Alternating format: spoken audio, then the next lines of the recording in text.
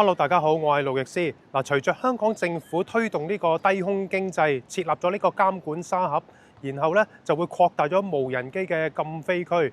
對於一眾嘅航拍機玩家呢，簡直係一個大嘅挑戰啊！因為呢放飛嘅空間呢就會狹窄咗，而好多人都覺得低空經濟對佢哋帶來嘅利益呢，暫時都仲未睇到。的確係咧，未見其利，先見其弊。咁今集我就會逐一將政府劃嘅禁飛區咧嚟到逐個睇一睇。咁我哋究竟喺呢啲狹小嘅狹縫裏邊啊，揾一啲放飛嘅空間，究竟難度高唔高啊？好，我哋即刻睇睇個飛行圖先嚇。截至2025年7月，由 SUA App 裏邊揾到嘅飛行圖，好清楚見到多咗好多方形嘅禁飛區。我喺網上揾到一張2024年嘅飛行圖，明顯就係少咗好多紅色嘅限飛區。有幾個地方我以前都曾經拍過航拍片，而家都已經變咗禁飛區啦。會唔會你都曾經飛過呢啲地方，而家慨嘆一聲已經變咗禁飛，以後都唔飛得呢？我哋而家即刻睇睇下。首先見到香港島同埋九龍都畫咗一個圓形嘅紫色臨時禁飛區，因為今個禮拜喺大球場同埋啟德主場館都有賽事進行，以場地作中心點起計嘅半徑2公里範圍內都已經劃咗做臨時禁飛區。就以香港大球場為例，就算你遠到喺紅鄉盧峰都係唔俾飛嘅。跟住望過去港島東嗰邊都有一個監管沙盒嘅禁飛區，就喺鰂魚涌嗰邊嘅。我記得我之前都喺呢一個區域嗰度飛過嘅，就係喺 Mini 2搜救嗰條片嗰度。呢條柏則石澗啦，一直伸延到去大潭郊野公園鰂魚涌嘅擴建部分，都已經變咗做禁飛區。所以而家見到呢啲航拍畫面呢，如果再飛嘅話，係會俾人話係犯法噶啦。咁啱我之後有一條無人機比對嘅片呢，我喺呢個位寶馬山郊野公園嘅觀景台，咁呢度就可以飛啦。咁呢個位就可以拍到鰂魚涌嘅高樓大廈，都係一個唔錯嘅航拍景點嚟嘅，可以推薦俾大家。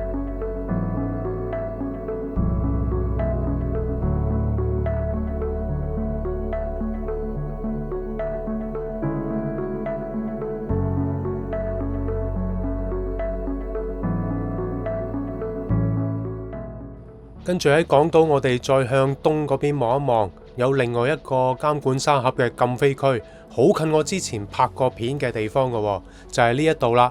佢係應該喺東區醫院附近嘅。咁我之前就喺呢個禁飛區外邊呢一個角落頭位，喺小西灣運動場出邊拍過 Mavic Air 2加大電嘅首航，同埋呢部 Mini 3 Pro 嘅首航。呢個海邊呢，到而家都可以合法放飛嘅。講到我啲片最多取景嘅地點呢，就係呢度啦，大潭水塘嘅主壩。由好耐之前嘅 Mavic Mini 至到而家最新嘅 DJI Leo 改摩打嗰條片呢，我都喺呢個大潭水塘嗰度取景嘅。另外港島區2個新增嘅禁飛區呢，我都好少喺嗰邊飛噶啦。呢一邊係數碼港對出嘅，咁我都好少喺數碼港嗰度起飛，我反而會選擇喺呢度隔離嘅瀑布灣嗰邊起飛。另外港島西部嘅另一個禁飛區就喺堅尼地城以西，鄰近青洲嗰邊。咁呢邊呢，我都好少飛噶啦，咁所以呢，我都唔使理佢噶啦，都影響唔到我。港島區睇完，而家睇一睇九龍區呢個我都未去過嘅安達臣石礦場。咁我真係未飛過啊！呢度我唔知有咩飛啊呢邊。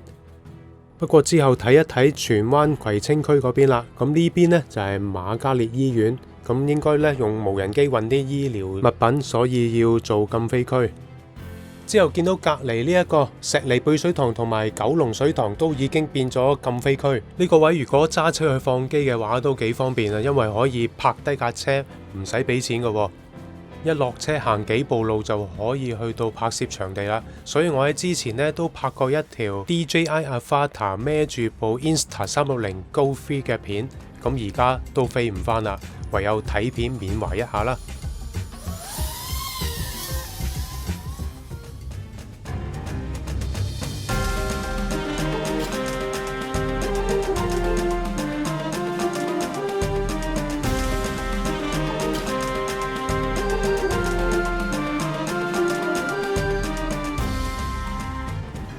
喺石籬背水塘呢個禁飛區上邊呢，就已經係下城門水塘同埋上城門水塘。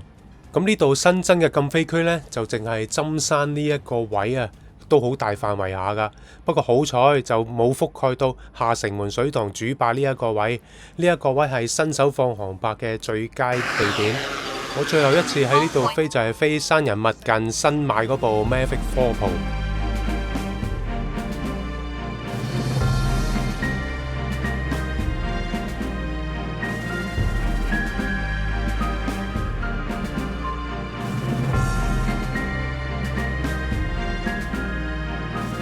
下城門水塘之後就直落沙田，咁我哋見到城門河呢度呢可以飛嘅，不過要留意翻馬場嘅賽馬日係禁飛區嚟嘅。跟住一路再望過去城門河下游呢一度啊，呢一個禁飛區我見佢啱啱就覆蓋咗渠務署新嘅污水處理廠嘅位置，咁而上邊唔係禁飛區嘅位呢，就係我上一次我部 DJI Leo 失控炸咗埋山邊，然後我上山搜救嗰條片嘅拍攝現場。咁而家都未係禁飛區，可以繼續飛嘅，不過就唔好再炸機啦，唔該。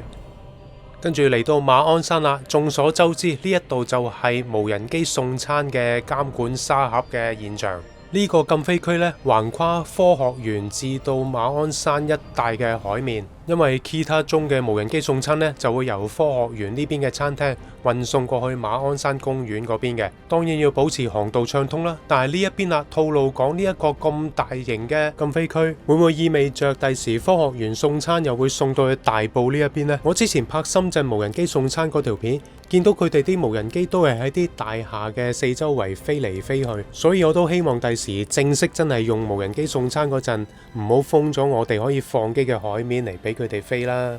否則第時喺海邊放飛嘅畫面呢，只有喺以前嘅片先可以睇得翻。呢一條片就係我之前用 Mavic Air 2加大電一路喺吐露港嘅海邊飛過去三門仔嗰邊嘅。而家呢個咁闊嘅海面已經變咗禁飛區，唔知大家有咩感想呢？可以喺下低留言話我知。跟住再睇睇啦，呢一個係船灣淡水湖，成個都係變咗禁飛區，究竟乜鬼嘢事啊？睇翻呢個限飛區嘅邊界，真係圍住個水塘兜一個圈嘅喎。不過咁啱呢，就冇覆蓋到主水壩呢一個位，即係我上到嚟船灣淡水湖呢條主壩嗰度呢，亦都可以繼續放飛嘅。只要你唔飛出去水塘嘅水面呢，都算係合法。咁我之前呢，都喺呢度拍過一條片嘅，除非你係拉佢啦，否則呢都冇必要飛出去水面嘅。因為最靚嘅景呢，就唔係喺水塘入邊，而喺水塘嘅外圍，即係影八仙嶺啊同埋龍尾灘嗰邊。上次我就專登一大清早走嚟呢一邊影下日出，都幾靚噶，一望無際咁樣，大家都可以嚟試一試。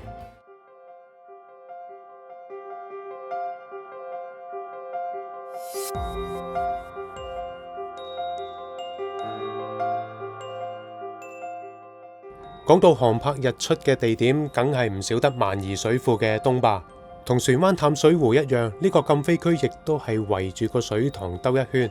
而另一個方形禁飛區就喺浪茄嗰邊，好彩就冇覆蓋到琴渠石同埋破邊洲呢一邊，都算係一個好消息啊！大家可以繼續航拍香港最靚嘅其中一個景點。我記得之前玩過拉佢由西壩嗰邊一路飛到去東壩，今時今日呢一條航線一定唔可以再飛噶啦，咁唯有飛下破邊洲啊同埋東壩呢一邊啦。無論飛穿越機或者飛航拍機，呢一邊都係一個唔錯嘅景點。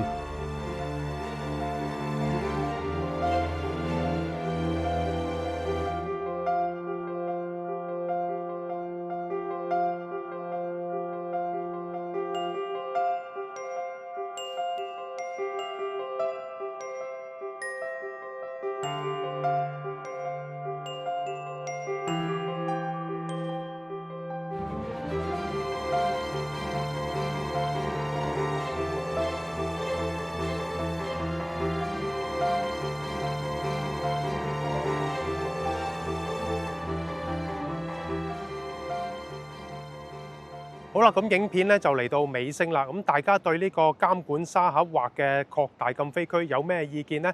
都可以喺下低留言板嗰度同我講嘅喎。留言之餘咧，記得咧就俾個 like 啦，分享俾朋友睇，同埋訂閱我頻道。咁下一集再見咯噃，拜拜。